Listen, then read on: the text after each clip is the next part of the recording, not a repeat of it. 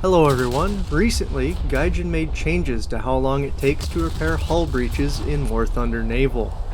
It used to be fairly inconsequential with a fairly quick repair time, but their recent change nearly tripled the times it takes to repair even the smallest of holes, making them a rather big problem.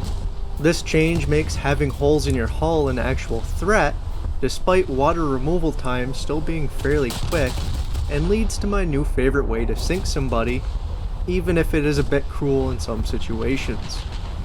But basically, you can sink ships that haven't taken any damage without dealing much damage to them in the first place. And there's a very small window for counterplay, though your biggest issue is inconsistency, as with most things in War Thunder.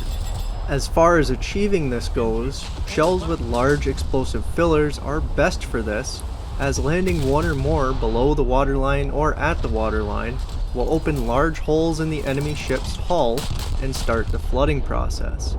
Large holes can also be made by exploding shell rooms on most ships. Repair times for these breaches will vary based on how big Gaijin thinks the hole is, and on what ship is being played, as each ship has its own individual hull breach repair time, and it varies fairly greatly between ships, even in the same nation. But typically the maximum repair time is between 20 and 40 seconds. While this does seem manageable, any further holes made, even if it is by smaller caliber guns, will reset the repair timer, preventing you from basically patching the hole that's flooding your ship. And on top of that, water isn't removed at all until this repair time is complete either, and if you get another hole, you have to repair that before continuing to pump out the water. Why your pumps don't work while you're patching holes, I have no idea, but maybe Gaijin can think about that in the future if we start using this to our advantage. On top of being able to prevent the repair of these holes, many players will also not immediately recognize the flooding danger and do other damage control measures while continuing to sail at full speed, which accelerates the flooding. You'll see a lot of players will take fires as their precedence, which isn't a bad plan, and others will even try to repair their guns to keep fighting while their ship is slowly going to the bottom, or quickly in some cases. My favorite example of this so far was forcing a good Scharnhorst player to constantly fight fires after slapping his bow with 13.5-inch high explosive shells. This caused him to flood completely while he was trying to keep his magazines intact. He basically had no choice but to put out turret fires while his ship slowly dragged itself to the bottom due to the flooding that I had started.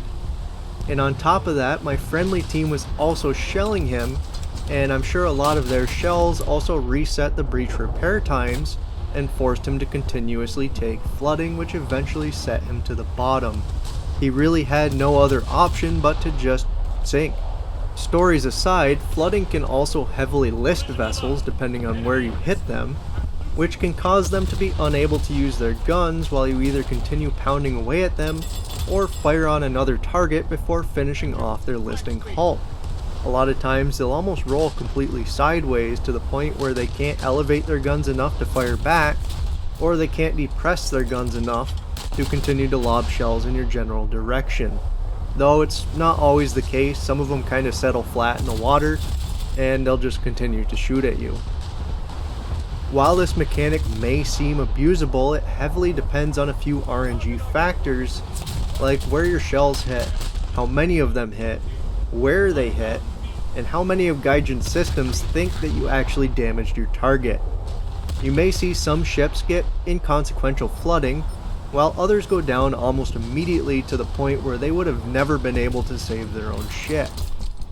Hitting an armor belt that your explosion can't fully penetrate through obviously also stops the breaching effect and makes it very hard to use against heavily armored ships, and even some of the heavy cruisers in game, if you're hitting them with battleships, will kind of just shrug this off. There's a lot of ships where I've been trying to implement this against, and they'll just shrug it off and not actually sink.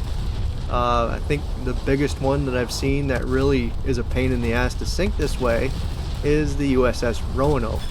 I'm not really sure if it's because of the armor on that cruiser or because of how it's designed, But every time I try to implement this feature, I would say, against the USS Roanoke, it tends to really not flood them out, even just causing minor floodings in a lot of cases, despite having really good hits.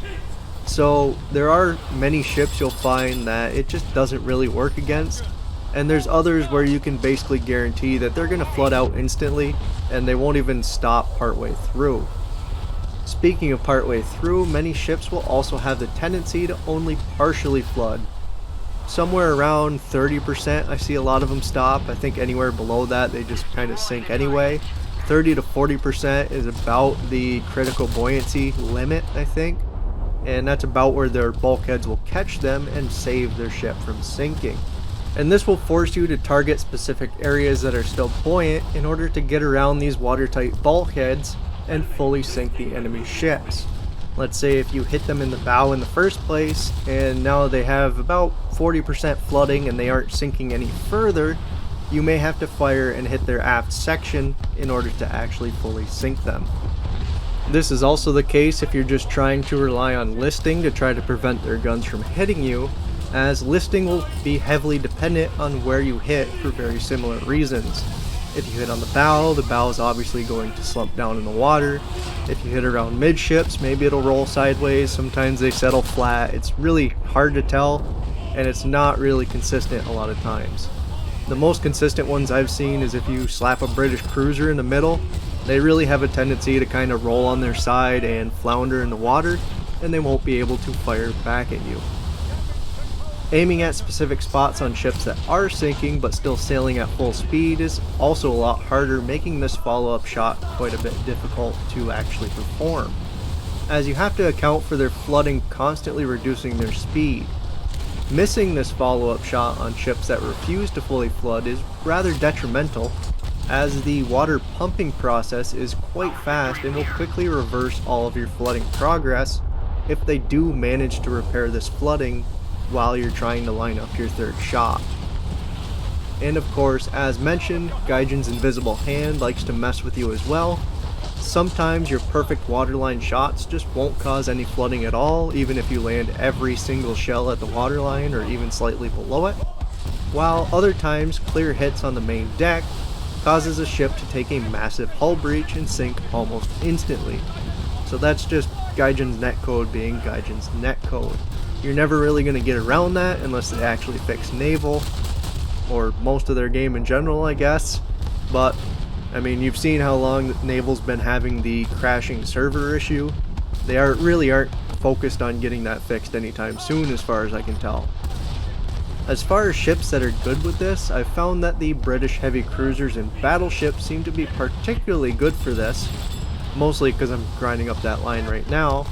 But despite their long reload times, their high explosive and semi-armor piercing rounds have excessively large explosive fillers, which makes them very good at opening holes in enemy ships. Other lines that I could see being rather good at utilizing this mechanic would be the German battleships with their faster main battery reloads and their high penetration secondaries, or the American battleships with their rapid fire secondary batteries, which I guess some of their cruisers could apply as well, especially maybe the Des Moines players out there, or even say the Clevelands if they can actually start flooding with their main battery guns.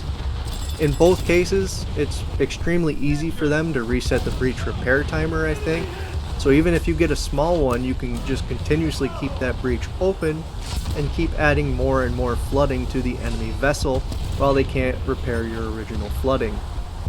Regardless, I'm curious what you guys have experienced with this mechanic in the game.